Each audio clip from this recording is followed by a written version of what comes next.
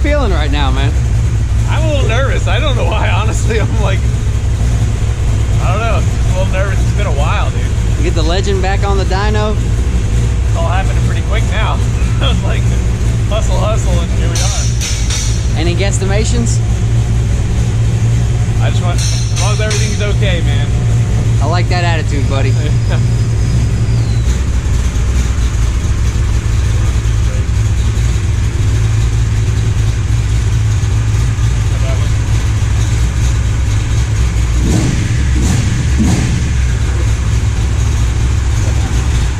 Guys, we're back with the Legend Corvette, and this thing is a huge part of my history. This thing has really helped shape me into what I am now and what we've become at Fasterproms. These guys right here have been working hard, man. Josh, banging it out, man. Thank you. So guys, we got some nice improvements right here. We got our vacuum pump. This is from GZ Motorsports. Really anxious to try this thing out. We're gonna adjust it, make sure that we've got the right amount of vacuum at wide open throttle. We've got this C6 cold air induction. This is the OEM air box, and we've put a high flow air filter in there. We use those a lot of times on our C6 Z06 builds if somebody just wants to throw that together, and you can still make a lot of power with it without any restriction. Now, we replaced the other induction kit that my father had on there. Josh welded that intake up. We've got a new transmission that was done by Sean at All American Performance. We've got Q16 in it. So we've got a number of other variables that we have not tested yet. The most power that we ever made before on it was 501 wheel horsepower. And what we are out to do is not only make a whole bunch of power, but we're trying to take it to the track and run a personal best. We're trying to beat the best time that my father ever ran in the quarter. Now in the 8th mile so far, we have done that. We've made some improvements, but we're still working out some of the bugs. And this thing's been sitting for, geez, man, really about 20 years. We're trying to get this relic back better than it ever has been before, and optimizing stuff with some later model technology and just kind of some neat little tricks of what we've learned through the years to optimize it. You guys ready to make some power? All right, Georgie, so you're gonna have eyes on the prize. Yes, sir. All right, so we want to see 10 to 12 inches of vacuum there, and man, the Legend's been sitting for a couple months, man, so it's time to bring this thing back. Let's make some power, Georgie. Let's make some power. RPM's reading good. All right, let's give this thing a rip, man.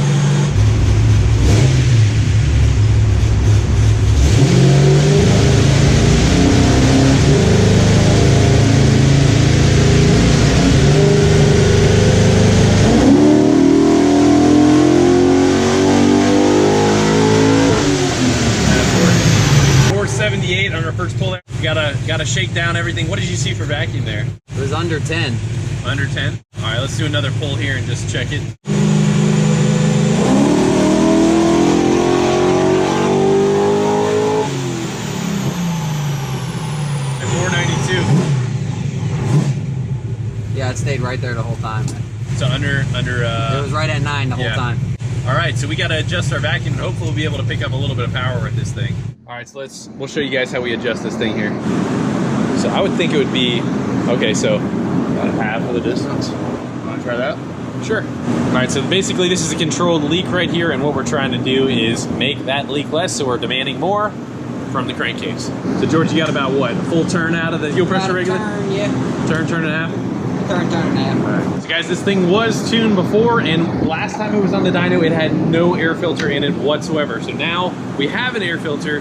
However, it's just a totally different style, and really this is how we should be running it on the street. So even if we lose a little bit of power with that, totally okay with that. That was 6,400 RPM and 492 wheel horsepower. Before, the old vacuum pump of what we had was nothing but an idler. It was, you could easy breezy spin it over. This thing does have a little bit more tension, plus it will be broken in a little bit there. Once we get our vacuum figured out, we should be able to make a little bit more power. All right, so we're going round number 2. We added a little bit of fuel pressure. This old girl, this small block Chevy, 420 inches of freedom, likes to run rich. So we added some fuel to it. We are now maxed out on our fuel pressure regulator. So some quick tuning, what we got right now is we threw some fuel at it because it does like to run rich. So let's hit it back. We added a little bit of vacuum. Let's see what she does.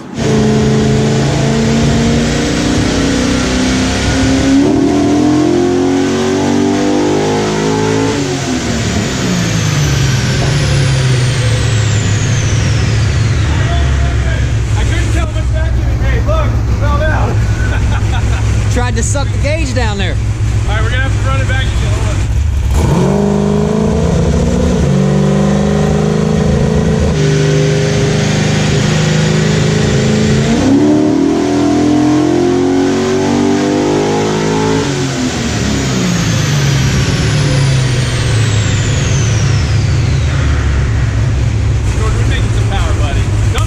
Making some power.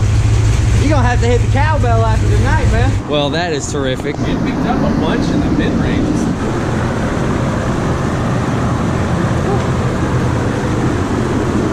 Hey, when I was making that pulse, could you tell, was it like the tires rattling like crazy? Because it like... You feel like it? It feels like it a lot. Guys, that is freaking awesome, man. All right, so from our first pull right there, we actually picked up 18 horsepower right there. And the air fuel really didn't change too much. So we need to be able to give her a little bit more. Now up top right here, there's 15 horse, and it was at 11. I think we should go for that 12 number, Laz.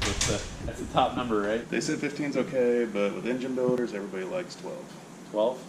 12 it is. All right, so we just break that guy loose, tighten her down a little bit more. Give her a good cranker down there, George. You know, a little poke it.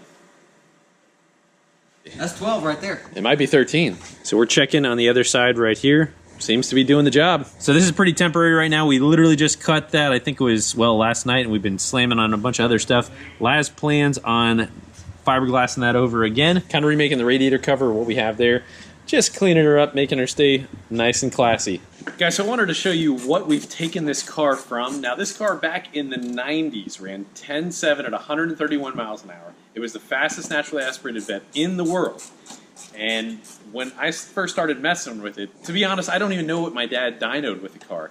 I know it made like 600 and something horsepower. It was like 630 horsepower in the engine dyno. But in the car, it's a different animal. You have drivetrain loss. This is a non-locking converter. I don't know which wheel and tire he had on it, but I do know what the car ran at the track. Now, judging from that, the first pulls that we had on it, it was like 440 wheel horsepower. And that was just with some stuff that was a little wonky. Me trying a new tune on a new chip. It was not what he had in there, but it was what I started out with. So we started with 440 wheel horsepower. We started tweaking things, and we got it about 470 horsepower the first go around. We kept messing around with a few things. I think we added a little bit of fuel. We opened up the air box. We've done little tweaks here and there, and that's what we do day in and day out at Fasterproms. We're all about optimizing little things and gaining little tidbits of efficiency all the way through. So on this edition, what we've done is we've changed the transmission, we've changed our air box, and particularly we have our GZ Motorsports vacuum pump. Now this thing is very nice. My dad took the factory air pump, which was designed for smog and emissions, and it was meant to pump air into the catalytic converters. Well, he switched the vanes and made it so that it drew vacuum on the crankcase and sucked air out and went into this catch can right here. This has been with the car for well over 20, probably 25 years. Now, what happened is, well, that got old and tired and worn out, and what we've done is we've put this vacuum pump on there, and now we're tweaking it, and we can actually draw more vacuum and see if we're making more power. Ideally, I'd really like to maybe pull it off or like run it without a belt and really see the difference in what a vacuum pump does. We should have this dialed in pretty good. We've been working on exactly where it is, but guys, we just made 510 horsepower, and I think we still got a little bit to go. Our air fuel is absolutely fantastic. We have the same timing curve of what we had on the other dyno pulls. So everything is looking really, really good. I hope we can make a little bit more power. This thing needs to go to the track and run a personal best. So let's make it happen.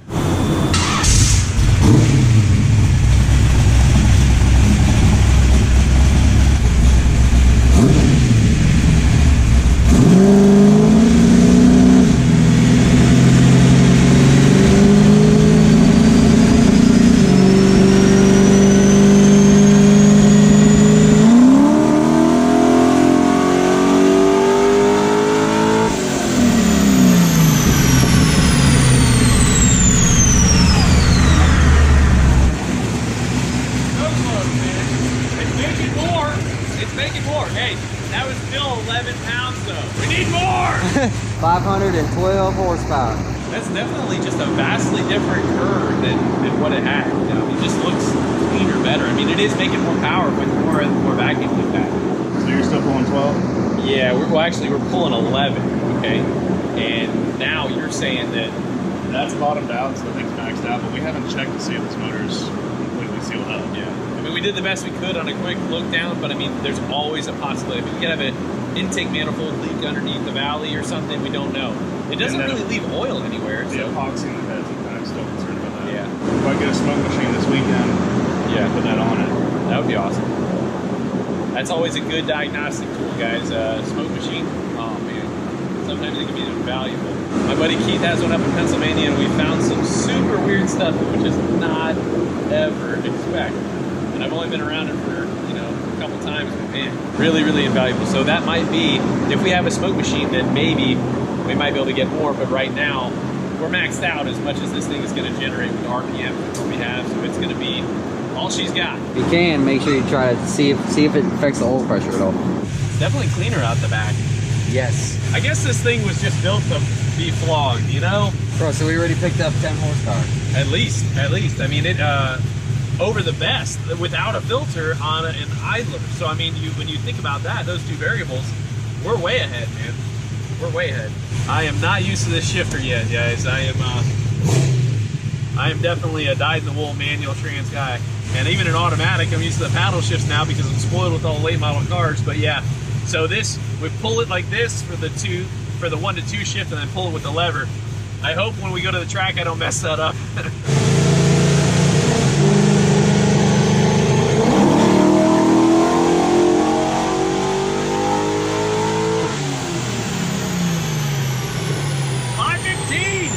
$443 pound-feet of torque, man. Dude. It's really, really good with the converter that's like that loose. I mean, it flashes. I didn't watch oil pressure, and it's really hard to see. 60 up at 65 the whole time. Dude, it's strong. I mean, it really is strong. It's cleaning up every pass. It really is, yeah. All right, man, let's do it. Take it to the track. Guys, let's see if we can set the personal best with this. I mean, that's what the goal has been the whole time. I mean, first it was like getting this thing up and running and cleaning it up and making it look better, and then it was like, man, I think we could make this thing better, you know? So guys, we've been doing awesome with this. I'm so happy with this. And I mean, I really like staying true to what it is. I mean, it's I kept it tasteful like my dad had it, and didn't, you know, swap it or do anything silly like that. Just optimizing in a tasteful fashion. So guys, thank you so much for watching. We're going to take this thing to the track. Look forward to seeing you next episode. God bless you. See you around. Also, I wanted to remind you guys that from now through November 15th, we're giving away a total of 3 MPVI2s from HB Tuners, which is the same software that I use every day. Anything from gear ratio changes to injectors to putting twin turbos on something, that's the software that I use. And they cover a number of platforms. We will be selecting remainders randomly from Fasterproms purchases. We also have multiple random giveaways on our Instagram. So check that out. There's a lot of cool stuff in there. All right, guys, let's get back to the video.